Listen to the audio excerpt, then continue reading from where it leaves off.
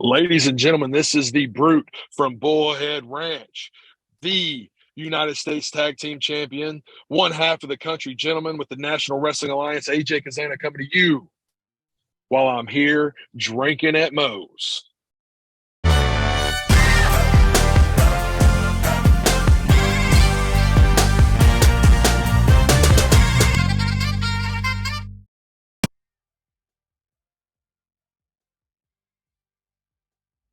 All right, everybody. Want to thank Reaper Apparel for having Drinkin at Moe's be a brand ambassador.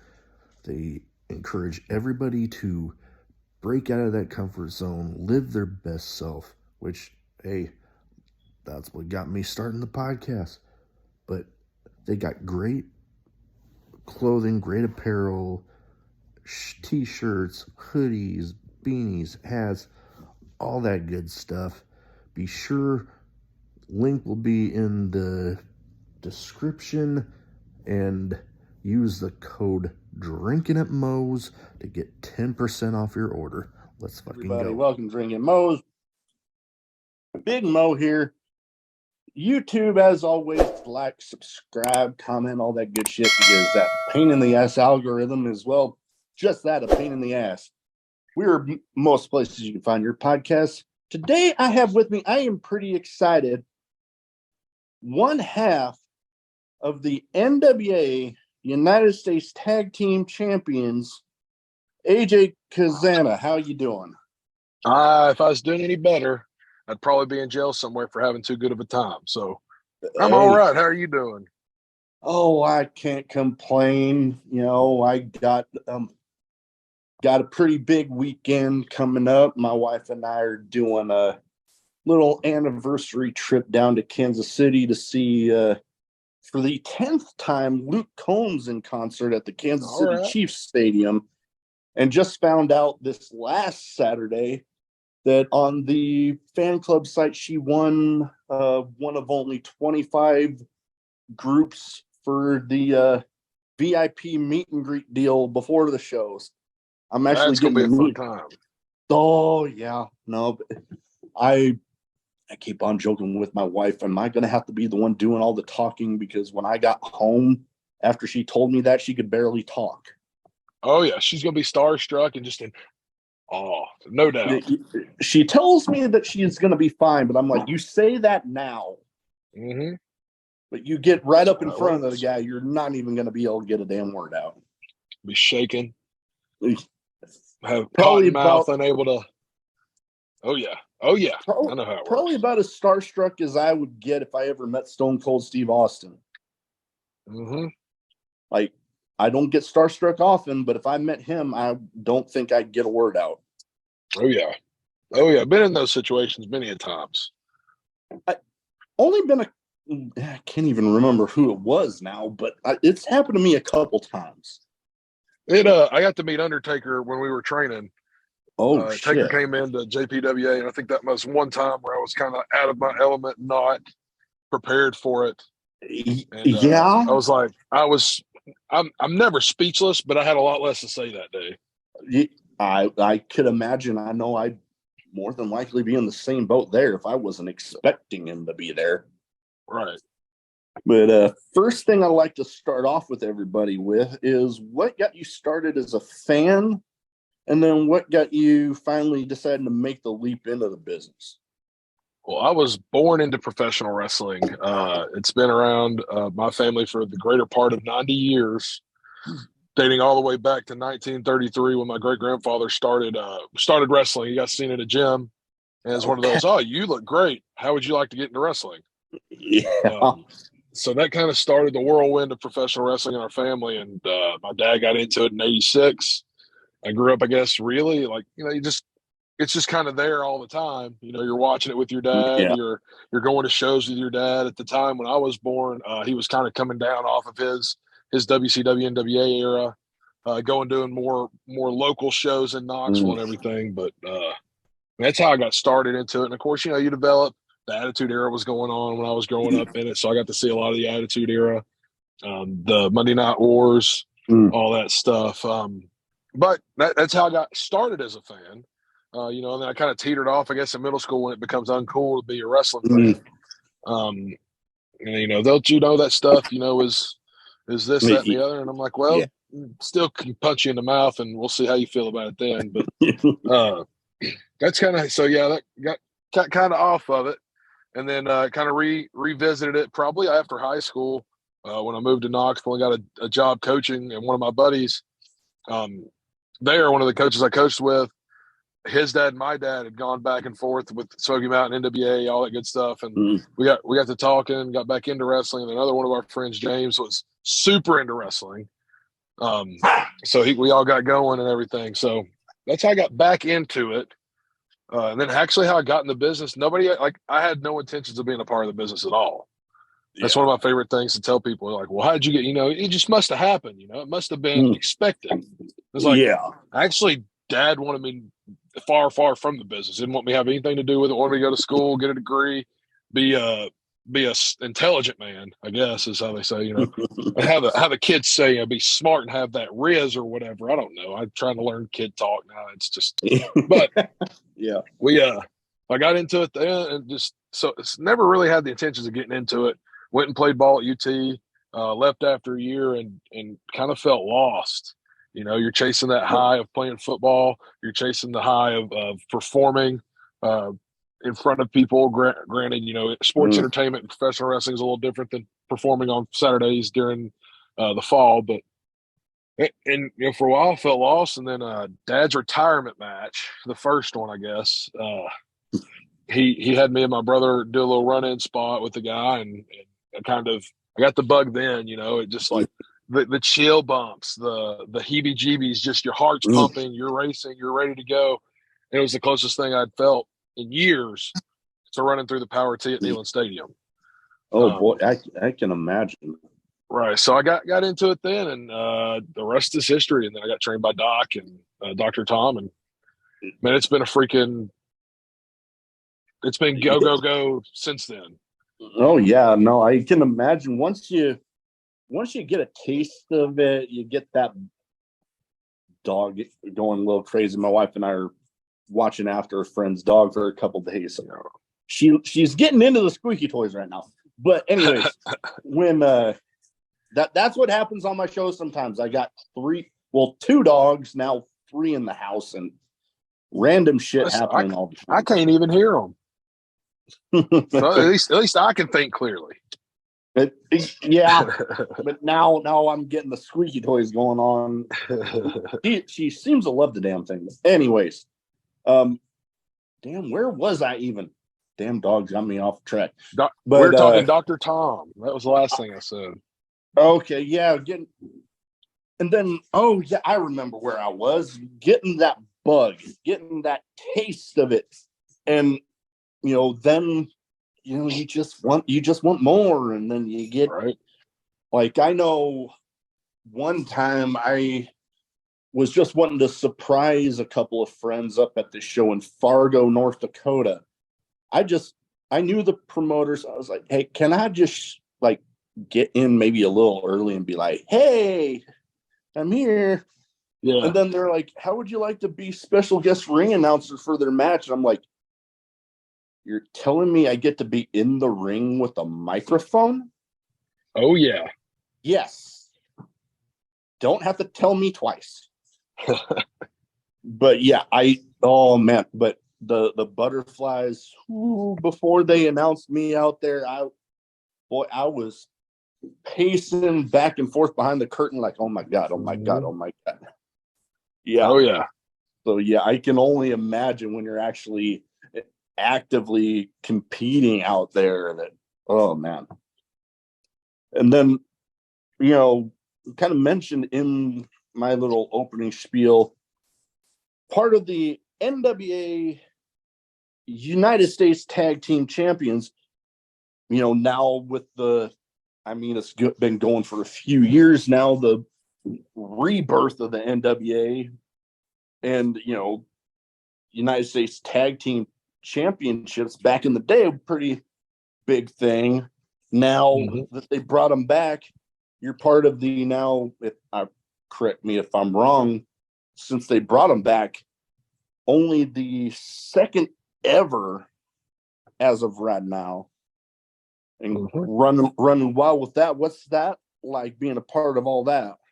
Well, knowing the lineage that those belts have, and the superstars and the professional wrestlers that held them before Anthony and I, through the past, obviously, it's a lot of weight on your shoulders to try to carry those with the same prestige and the same legitimacy as those guys did. But I think at the size that we are and the way we perform, I feel like we compete, and we're getting to the point to where maybe we could be mentioned in the same sentence as the Brainbusters or the Horsemen or the Rock and Roll Express, the Heavenly Bodies, the Midnight Express. Those are the guys that I watch when people ask me tag team wrestling. That's like, well, you need to go watch these guys. That's I know the lineage, and I know the importance of these titles and where they lead to. And you're right. Yeah, we're the second team in Billy Corgan's NWA, the current rendition, to hold them, and the current longest reigning United States Tag Team Champions. I'll throw that out there because we've had them. January 31st, 2023 is when we won them. So we're working on 6 months right now with them. Dang, I guess I forgot it'd been that long. Wow. Oh yeah. Y'all are on one hell of a run there. We've been over. I know Anthony's been in about 10 different states. I've been in about 6. We've competed together in about 8. I want to say over, the course of tagging, and I've been over to Europe to defend my titles, and I know he's been out on the West Coast with his. Nice. Yeah, I know. I mean, traveling, I've been pretty much the entire western half of the United States I've been to, whether with the military or before. So I've been lucky enough to get to travel some, not as much as a lot of wrestlers out there, because good Lord, the schedule some of you guys keep is just insane. But NWA has granted me opportunities to travel to places I thought I'd never go. Chicago, Chicago's cool. I never had the intentions of going to Chicago. And I know we were just up there in April, and I've been to Tampa a couple times, St. Louis, now North Carolina, and there's a chance, with this The World is a Vampire summer tour going on with the Smashing Pumpkins, that they're going to piggyback off of the National Wrestling Alliance, and they're going to perform concerts at our wrestling shows. Hey, at least that's how I'm selling it. I know we're actually at their concerts, but I say they're performing, in between our matches. So, there's a chance. There's 20 something dates on that there's a chance to hit the whole West Coast, the Pacific, I guess the Southwest, and then all the way back in the Southeast up through the coast. I think there's even a Canadian date on there somewhere. So it'd be real sweet to get on that and go and truly travel the country for about a month and a half, being the United States Tag Team Champions, Oh boy, yeah, no, that'd be pretty epic. And I mean, I can see it happening. You got him going on there, and all the dates that you could have with the NWA. I mean, fitting it right in there with that, I mean, it makes sense. Oh yeah, and especially with United States Tag Team Champions, it would make sense to take them all over the country. Oh yeah, no, it would only make sense, especially when you're this pretty. This is what sells tickets, baby. This face, the beauty, right here. Oh, you know what it's like. I don't know. I've joked with people. I've tried, stuff like karaoke, and they pay me to stop, or if I start dancing, people won't know whether to cheer me on or call an ambulance.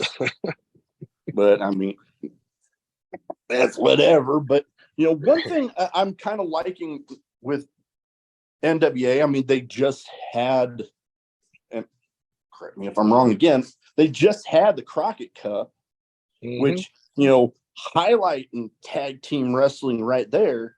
And current day wrestling, tag team wrestling, doesn't seem to really get the spotlight that it once did.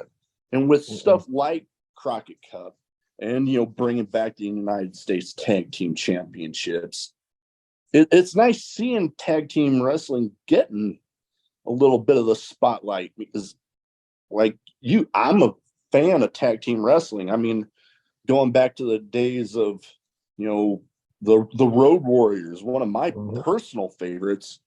One of the only acts out there that has gotten me to the point where, like, the moment the music hit to the moment they went back to the curtain, I was on my feet the entire time. I was just excited to see them. So it's nice seeing, tag team wrestling getting a little bit more of the spotlight now. Oh yeah, it's well, I think for many years it was kind of buried on the card. The rules kind of were just all thrown out of the window. And that's one of the big things that the NWA is really huge on right now, especially with tag team wrestling, is there is rules to this shit. Excuse my French. This isn't just the Wild West of professional wrestling. We have rules with tag team wrestling. For example, the simplest rule that you can follow, there's a 5 count. Otherwise, you're disqualified on tags, right? You have to hold the tag ropes to make a legal tag. And that was one I know during the Crockett Cup night one that got me and Anthony kind of off kilter because we were just laying lumber to Kratos and giving him everything he ever wanted in life. And our momentum was inadvertently stopped by our, just not inability, but the oversight of grabbing the tag rope on a tag. I remember tagging Anthony and the referee waving off saying, no tag, you got to hold the tag, and screaming that loud enough for everybody in the world to hear it. And then having to grab the tag rope after we're just rolling on the dude. I like to think that that's kind of what stopped that momentum not one. But also Odinson used some illegal substances. Yeah. He used this spray paint. I'm pretty sure it's got a nanobot technology in it or something. I don't know what it is. That guy, he's got something going with him. I know. He's nuts. No, yeah, he is. I've kept up as much as I can with the NWA, and yeah, when I'm seeing him, it's like, okay, we go. Yeah. Now we talked, going through becoming the United States Tag Team Champions, getting in that lineage, and a lot of the people that have held those titles have gone on to the world titles, and some, like, I know, if I remember one of my friends telling me, because the U.S. tag titles were some of his favorites, he remembers watching, I believe it was the Steiners winning them, and then they went on, like, right to the world tag titles. And is that, like, right along with your guys' aspirations there with the NWA, is to obviously be as great U.S. tag champs as you can, but getting in there sooner rather than later, mixing it in there for the world tag titles? Of course. I mean, if you're a professional wrestling and your goal is not to be a world champion, what the hell are you doing with your life? My goal is to be the world's my individual goals to be the world's heavyweight champion. Yeah. Right. I want to hold that 10 pounds of gold in my hand. I want to go to the Fed and get their WWE title, whatever. All the new ones that they like to create. If AEW wants to put me in a ring with Maxwell Jacob Friedman, I'll smack him around like a $2 hooker and call it a night. But so with Anthony currently right now being one of the greatest tag teams in the country that follows rules, we slap you around, we put meat on meat, and the aspirations are to be world champions. Law Rebellion's got it coming. I think, Knox and Murdoch just won the Crockett Cup, so I think they'll have first crack at them. But there's going to be a time and a place where, Anthony and I get to lock horns with Knox and Murdoch. There's going to be a time and a place where Anthony and I get to lock horns with Law Rebellion, whether it be for the titles or not. It's going to happen, and we're going to be able to cement ourselves in the legacy of NWA then. But if you're in this business without being without the aspirations of being a world champion, what are you doing? Oh, no, I completely agree. I mean, if you're in it, that should be where you want to be. I mean, some people get up there quicker than others, but I mean, that's just the nature of the business. And I know for just me, if I had the opportunity to be able to etch my name into the lineage of, well, I mean, you guys have already done it with the United States tag titles, but getting known as part of the lineage of the NWA World Tag Team Champions, that would be something pretty epic. Um, I know there have been some champions lately that have held multiple titles at once. Is it something you guys think would even be allowed for you guys to hold both the US and world at once? Or is there I don't know NWA rules as far as that goes, if they would even allow that. Yeah, I'm not 100% sure if they'd even allow that. I'm assuming if the day ever comes where we lock horns with Law Rebellion and one of us wins and becomes double champs, I would assume that they'll make us relinquish the lesser of the two titles, which would be the United States. Not to lessen those, but the world versus the United States, which I would argue that the United States tag team titles are the top titles in the company because the United States is the greatest country on God's green earth. The rest of the world kind of sucks. So why would I want to be world champions when I'm the champion of the greatest country on earth? You know what I mean? I'm just it's an argument that can be made. Okay, it's an argument that can be made at a later date. But true. I would imagine that they would make us relinquish one set of the titles if I had to guess. No, I can see I'm that. sure there's rules around it. I'm sure, and I know. Oh boy, there have been instances where, some people might say the lesser of the two ended up actually at one point or another actually meaning more than whatever world title it might have been, just because of, I don't know, the sheer amount of times that title's getting defended. I know at one point during RVD's run as a ECW television title, there were people arguing whether, the TV title at that point meant more than the world title, because just the sheer, not only the sheer quantity, but the quality of all the matches he was having with that title. Mm-hmm. You can make that argument. Law Rebellion is one of the most defending champions that we've had, though. No, between them and us, we're all over the place. There's a few titles in our business. Kerry Morton's a good example of another guy who's defended that son of a gun junior heavyweight title over 60 times since he's had it. Yep, he's been a bit all over the place. I know I've seen him popping up about a couple of hours from me in Iowa. Yep, quite a bit actually. So that is true. And they're all over the place. So yeah, it wouldn't really be an argument as which one's getting defended more, because y'all are defending all of them all over the place all the time. Oh yeah. But now, before we started recording, you were mentioning to me about a show that you had going on tonight. Now, this episode will be airing after, but by all means, let's plug a little bit about this show you got going tonight as a recording. I'm currently sitting in the parking lot at this show in Salina, Tennessee, Clay County. It's UCW is putting on a show for their Clay County Fair. I try not to do a ton of fair shows because a lot of them's outside, and if I get tan before, the day before, I might get sunburn outside. So you got to watch yourself. Yeah. But no, the promoter hit me up for this one, and I said sure. My little brother just got into professional wrestling, so it's a good opportunity to get him out here and check out a new part of it, because we're in Middle Tennessee, I do believe, about 30 minutes north of Cookeville, probably not too far from the border. So new crowd to get in front of, get to show off this United States Tag Team title, a new crowd to either find out if they're going to love me or hate me. Who knows what's going to happen tonight. But they've got I know UCW's got a pretty deep talent roster, and I'm here to test my luck. I'm looking forward to hearing how that goes. Test my luck, get a funnel cake, and go home. Funnel cake.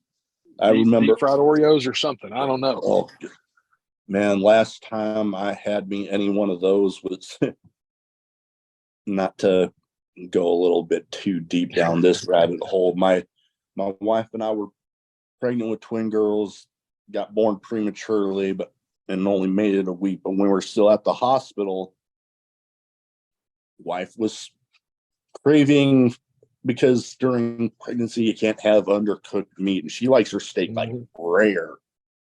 And she was like wanting me to go to this place we normally go to, and then some of her relatives were out, and it's like, oh, we'll bring it to you. And then they ended up running by this town fair. One of them hadn't had funnel cake, so they ended up bringing us funnel cake too. Oh yeah, man.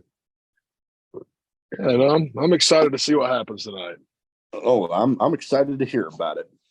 Now, I have two categories that I kind of round things off with the show.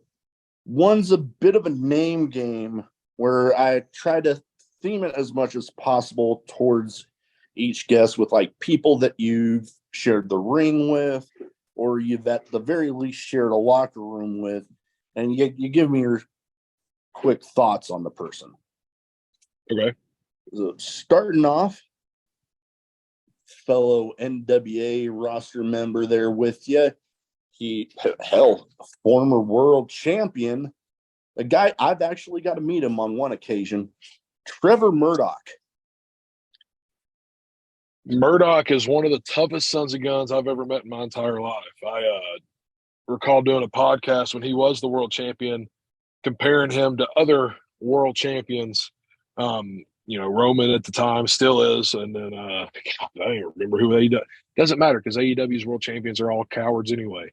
But I remember in the Impact World Champion, I think might have been Josh Alexander. It's like, so Josh Alexander and Trevor Murdoch are probably the two out of those four at the time that I wouldn't want to scuffle with in an alleyway. But you give Trevor the nod because that guy is a brawling, big physical force. And if I'm picking anybody to go back to back with in an alleyway to fight off a group of guys, I love Josh. Don't get me wrong. He's a hell of an athlete. But Trevor stands at about 6'4".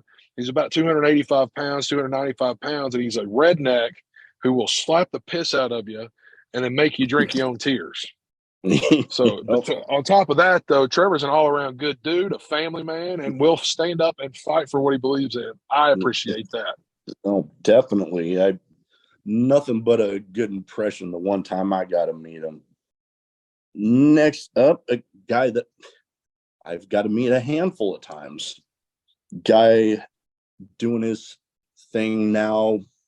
Talked a little bit about AEW there, but former Ring of Honor champion, tag champion, did some stuff there with the NWA.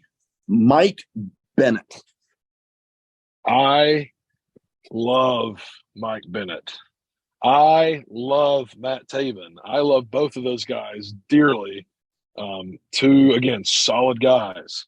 Like anything you need, those brothers are around to talk to you about it. If you got questions, they're there to answer. If they've got opinions, and they'll ask you, "Hey, you want to know my opinion?" And you're like, "Hell yeah, of course. Why wouldn't I?" So, totally. Man, Mike's such a good dude. He's such a good dude that I'm pretty sure Matt Taven has a shrine built to Mike Bennett in Taven's house. Can neither confirm or deny that, but I think I've heard that somewhere. I can see it. I've had the pleasure of getting to meet both of them on one occasion. I just want to fight them. That's it. They keep ducking me. I want the Kingdom, and I keep saying that. The Kingdom and FTR are the two tag teams that I call out the most on podcasts and Twitter and everything, and neither one of them will return my calls. Matt Taven, every time I call him, he texts me, "Hey, man, sorry, add a movie or something weird." I'm like, dude, you don't go to that many movies. So, those guys are great. Oh, yeah, no. And both of those matches, you bring them up now, I'm like, damn, yeah, those would be two that I would love to see for sure. We would dwarf all four of them. That's all I'm saying. I would say so. I know. FTR looks big on AEW TV, but they wouldn't look big in a ring with me. Yeah, I would venture to guess. Yeah, now thinking about it, definitely. I know Mike Bennett. I got to meet him once up here in Omaha. I'm living in Omaha, Nebraska right now. Met him here. Then I've become pretty good friends with the crew out at Warrior Wrestling, based out of Chicago. And that when they did it was like a little over a year ago now, they did a stop in St. Louis, and they said, "Oh, you should come down." So I was a part of the fan fest and all that. I got to meet him down there. And then he was a part of a show for Sammy Callahan's promotion, Revolver, and met him there again. And I remember when I walked up to him before the show, I'm like, man, we got to quit running into each other like this, because that was like the third or fourth time in the less than a year that we'd ran into each other. Oh yeah, man. Oh, they're great people. Totally. You know, speaking of Mike Bennett and his history with Ring of Honor, next guy I had on here, another guy synonymous with Ring of Honor, Rhett Titus. I love Rhett. Rhett's very quiet until you get to know him. So he's hard to get a read on sometimes, but he's always been real cool to me. And he's always given me, I got the chance to wrestle with him one time. It was got to try my hand at technical, pure wrestling for a little bit. So that was weird, because I'm not the purest of wrestlers. I'm not known for my chain wrestling. But no, Rhett's always been good to me, man. He's always been good to me and mine. He's just a super solid dude. He's always got something funny to say too. So if you ever feeling down, he's always going to there bring you up. Oh man, he's definitely one that I would love to have on the podcast sometime. He is, me being the fan of Ring of Honor that I am, getting to have. I've had some guys on there. I've even had Kerry Silken on. Yeah. Oh yeah. So getting to have some of the other guys there, like some of the originals. One of my first ever episodes I ever did over Zoom was actually with some people that were there at some of the first Ring of Honor shows, synonymous with tag team wrestling, the SATs. Got to have them on, and I've been working little bits with their promotion that they kind of got started up there in New York. So hopefully have them on again soon. But yeah, love to have as many Ring of Honor guys as I can have. And now with you with the NWA, I'd welcome anybody NWA on the show for sure. Last but not least for this one, a guy that I don't know why I was surprised he was on here, because he isn't so active right now, but I believe it was in a battle royal with WrestleCade weekend, the franchise Shane Douglas. Well, I don't know Shane personally. I've spent a little bit of time with him every once in a while, but some of my favorite. I was in an 8-man elimination tag team match with him one time, or 10-man. It might have been 10-man. We might have had 10 bad boys there. And I just remember being like one of my favorite, super solid dude. Always been real good to me. I know people have their opinions on everybody in this business. Yeah. Shane's been real good to me. Every time I met him, he's come in and worked for Dad a few times. I've seen him at a few different shows. He always remembers me. He always talks to me. He's always super nice. But I remember standing on the apron with him during this 10-man tag match and Chase Stevens. I was ready to start this match, and I remember Chase Stevens tagging himself in, and I just kind of laughed, and I got out and I looked at Shane and said, "This kid's about to lose his mind." The kid chases wrestling. I was like, I don't remember who it was, but I was like, this guy's going to lose his mind because he doesn't know the single thing about Chase Stevens. He was very new to the business, and he was ready. He was prepared for old AJ. And then and Shane said something I probably shouldn't repeat on this podcast, but I remember laughing very loudly and visually at it. So no, Shane's always been good to me. Definitely, I would argue that he's probably, man, underrated with his run. He's got a lot of knowledge to give, and I don't think people recognize that. Oh, with the run that he had there in the original ECW with the triple threat and everything that he did with them, to a little bit of an underrated run there towards the later years of WCW. He did some great stuff there too. So somebody that, if I would say, if you had the opportunity to sit with him under his learning tree, oh man, I would take that in a heart. Oh yeah. Yeah. I'm trying to remember. I've had, well, speaking of ECW, I've had an ECW original on. Jason Knight. I had him on a little while ago, and I remember telling him about how I remember watching and with the Joey Styles on commentary, and it's like every time that Jason, whenever he would come out, it would be like Joey Styles was breaking out in hives, and I just like laughing, like, what the fuck? And you bring up language. I mean, I think YouTube is relaxing a little bit on language, but I mean, I was recently at a show here in Omaha, and the person scanning the tickets was joking with me about, oh, can't have you with the language, and you gotta watch it. And then I just remember walking like, then I walked by and like, yeah, well, damn it. I'm like, fuck, shit, sorry. Oh yeah. They just laugh. I mean, there's people, you hear the term talking like a sailor. I mean, I was in the Navy, so I mean, I'm kind of a living embodiment of it. I've been able to, after meeting my wife, kind of grow somewhat of a filter where like I know when we're out some places, but then there's others I'm like, I don't give a shit. Oh yeah, been there. Definitely. My second category I have somewhat random questions. Some might be wrestling related, some might not be. I never really know until I'm putting my notes together. You just you hear the question, you give me the first answer that pops into your head. Gotcha. First one of the only ones I generally keep in most, if not all the time. Craziest in-match moment for you? I mean, I just wrestled Gags the Gimp in Tampa in February, so that was a little weird. I gave him a mat return, and he popped up on all fours and did something with shake his rear end a little weird. Okay. That's probably the craziest. Or this past weekend, Odinson caught me with one of his European uppercuts. Ooh. You can kind of briefly see my soul leave my body. I can imagine. That was crazy too, man. So those two probably, when you get hit, everybody's got a plan until they get punched in the mouth. That old Mike Tyson quote there. Yeah. Well, Odinson punched me in the mouth, and my plan went out the window real quick. I'll be the first one to admit. And then Gags, that kind of threw me off for a little bit, and I had to take a step back. There's a nice picture somewhere of it, but those two by far.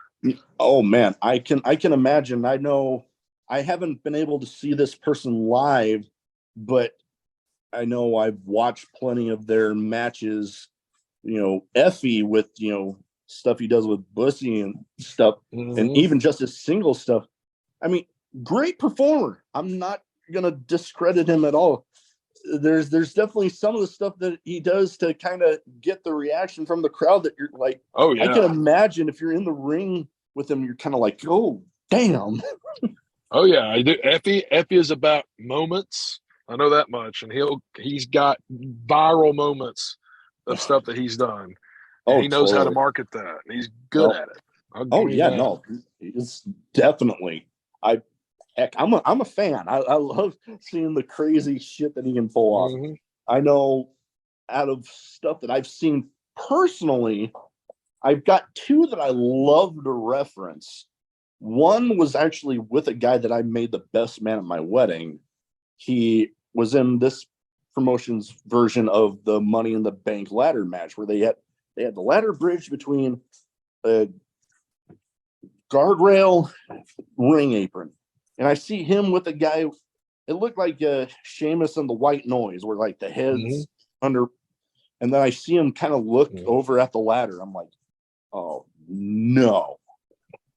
Dude, leaps, ladder folds, and I'm like, God, ouch. And then the other one that I love to witness, because it was actually my first ever what I call legit death match, and not one that I say was just a hardcore match with the title death match was actually at Sami Callihan's promotion with the Jake Chris versus Joel Bateman. And they had ended the match 4 folding chairs, and then they bridged 2 panes of glass on top of the folding chairs. Mm. And then I see Bobby Olson, his manager, come in, and I'm like, I see him pull something out of his pocket. I'm like, it was lighter fluid. Of course it was. And they lit the glass on fire. And it was. They're nuts. My jaw was on the floor. Yeah, they're nuts. They can keep that. I mean, I've actually had both Jake and Bobby on the show. Nothing but great things. Oh, for sure. I know with Jake, I had him on shortly after the video of him burning the IWA Mid-South belt. Mm-hmm. And I remember I love telling the story of how I kind of convinced him to come on.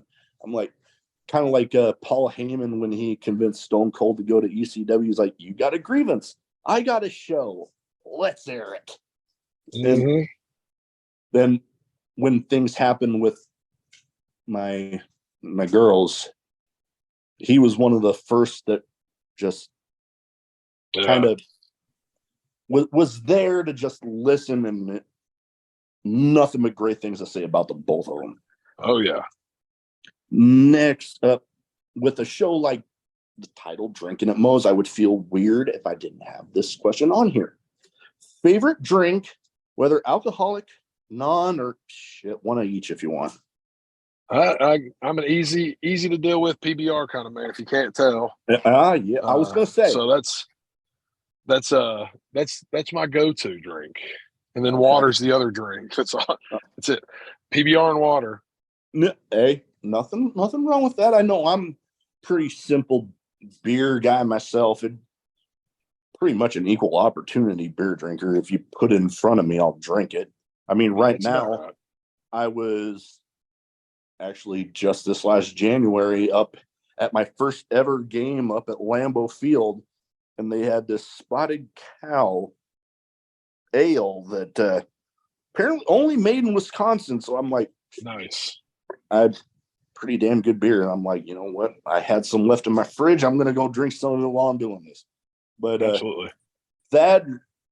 My wife always tells me I have a Dr. Pepper problem. I tell her I don't. I got it figured out. The only problem I have is when I don't have any. Yeah. Oh yeah. You know, I always have to have some in the house. Don't matter the amount. I got to have some, or else I'm just gonna feel off. But talking about some favorites. But I know everybody, when it comes to drinks, when it comes to food, they have their favorites and least favorites. What would you say is a least favorite food? Fish. I hate fish. Can't do it. Okay. I can see how some people wouldn't be too big on fish, because it's the texture and the smell for me. That's what it is. It's weird. If you don't prepare it right, yeah, the texture can be real fucking off. But there's some places, you know, you fry it up right, it ain't bad. But yeah, I can see how. I know me and my parents and my family give me shit about this all the time. Deviled eggs, I can't. I love deviled eggs. It's like you with fish. For some reason, maybe it's a texture thing for me, because I remember growing up, had it one time, hated it, and then few years goes by, they're like, oh, try it, and I'm like, oh, fuck it, fine, go to try it, and I about had right after I tried to get it in my mouth, I'm like, nope, not doing it anymore. Oh yeah, I get it, but no, I love me some deviled eggs. I know, going for favorites, I know my wife gives me shit about this. Every time we go to an Italian place, I'm always looking for lasagna. Yeah. Oh yeah. So, I mean, I eat everything. That's the thing. I don't really have a favorite food. No, you know yeah, what I mean, it depends on where we're going. No, true. What my favorite is. I am definitely not a picky eater myself. I'm like, you take me anywhere, odds are I can find something I like. Mm-hmm. Oh yeah. Next up, we had some talk about some people that you'd like to go up against that you might say maybe you're ducking you. What would you say is a dream tag team match that you'd like to have as soon as possible? Man, I mean, it has to be FTR. They want to say they're the best tag team in the world. I want to find out. Hey, That's as simple as it gets. If I have to pick just one. Oh yeah, no, I can definitely say that's one off the top of my head that I would love to see. I mean, they're kind of old school, kind of that bruisers. You guys definitely the same thing. The bruiser just brawl and beat the shit out of the guy. Yeah, that would be a match not to miss for sure. Mm-hmm.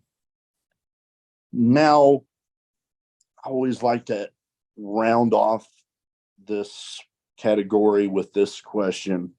Best advice for anybody wanting to get into wrestling? Get trained. Don't look like every Joe Schmo at the wrestling show. So one, go work out and get trained. It's that simple. There's tons of training schools now. Are they all great? No. Yeah. Not all of them are great. Some of them are still carny as hell, and they'll still just take your money and send you on your way. Yeah. But there are more legitimate training schools now with world-class trainers. Totally. That becoming a wrestler has never been easier. It's a shame. It's disgusting that it's this simple to get into the business. Yeah. Because when it was a tight-knit community and wrestling, here's your controversial opinion for this. Wrestling isn't for everyone. Not everybody should be a professional wrestler, and then, if they want a chance, sure, but they're not going to, like, if you ain't got it, you ain't got it. Yeah. It's as plain and simple as that. But if these people that show up and that, man, dude, I've been in locker rooms with guys that say they've been 20 years in the business and have had half the matches that I've had in 3 years. You know what I mean? So It's like, are you really a professional wrestler? Or are you just dressing up and playing every once in a while? Oh, totally. And, you bring up, it's literally not that hard if you really do your homework. Literally, just about every area of the country has a handful of reputable schools. Right. Dr. Tom Pritchard is in La Follette, Tennessee, right outside of Knoxville. If you really want to do this, go train with him because he's the greatest professional wrestling trainer in the world, point blank, period. His program is second to none. Totally. You've got, if you want to go the indie route, I say indie route because I know they've got ties to AEW and, the Nightmare Factory. Cody's got his place set up. They've got ties to the Nightmare Factory, to AEW. And then, of course, Cody's with the WWE right now. So you've got top-notch trainers down there, flatbacks in Florida. Dojo Pro Wrestling. There's a dojo. What is it? The Death Proof Dojo.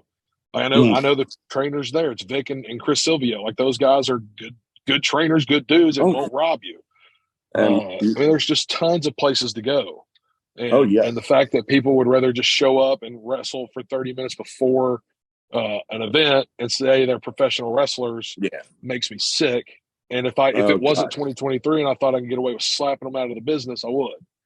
Oh, there's plenty of people I know I wouldn't mind you doing that too. I know I remember almost a year ago now, I was at this show that the guy says he wrestles, but he does more reffing anymore, but he does a shitty ass job of that.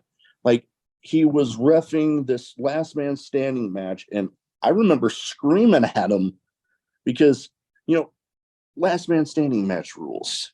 Guy gets knocked down, count 10, he gets back up, or if he starts getting attacked again, the count stops until the guy kept fucking counting, even when the guy was, and he could barely keep his pants up the whole damn match. I'm like, dude, trash bagger's gonna trash bag.